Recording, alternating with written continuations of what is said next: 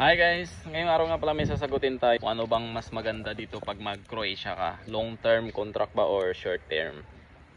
Kasi meron ditong mga comment din, no? Bibigay sila ng kanilang mga opinion or base sa kanilang mga karanasan. At saka yung isasagot ko lang din is base lang din sa karanasan ko dito sa bansang to.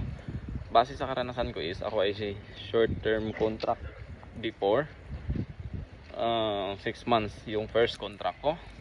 Para sa akin nung dyan pa ako sa Pilipinas, medyo kinabahan ako kasi nga 6 months lang, baka hindi ko nga man lang mabawi yung ginastos ko. Kaya napaisip-isip ako, baka hindi maganda, pero kinagat ko na. Pero nung nandito na ako at nalaman ko yung mga benefits niya rin, para sa akin karanasan ko, maganda rin ang short term contract. Kasi unang-una, after 6 months mo, ma-offeran ka na kaagad. Angat na yung sahod mo. At pangalawa doon na maganda is halimbawa kung hindi maganda yung company mo, toxic or hindi maganda yung management, after 6 months makakaalis ka na. Hindi kagaya ng 2 years, titiis ka pa ng 2 taon bago ka makalis. At kung maliit yung offer sa'yo galing dyan sa Pilipinas, titiisin mo yun, hindi ka mai-increasean. Kasi nung ako, pagdating ko rito, na-increasean ka agad ako, tapos na-promote pa ako.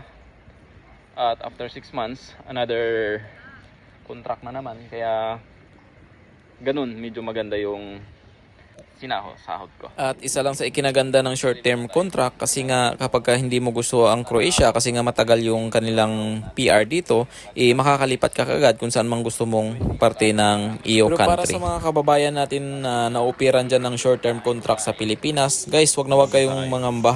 Kasi maraming ma-applyan ng trabaho dito, lalong-lalo na kung ikaw ay solid at maraming experience o marami kang karanasan or marami kang alam na trabaho. At para naman sa long-term contract, magandang benepisyo nun ay meron kang mahabang trabaho or permanent na trabaho dito na magiging source of income mo kasi nga ang Croatia ay more on seasonal job lamang, pang 6 months lang. Kaya maswerte ka na rin pag ikaw ay inopera ng long-term contract. Pero ayun nga lang, kasi nga kung magkano inopera sa'yo sa Pilipinas, ay 2 years ka pa bago ma-increasehan. Maliban na lamang kung ikaw ay ma-promote. At kung hindi maganda yung company mo, kailangan mong tiisin yun. Huwag naman sanang tumalon ka agad or mag-run away kapag hindi maganda yung company. Yun lamang mga guys, sana makakatulong itong konting information natin para sa inyo. See you to the next video. Dobre dzienia!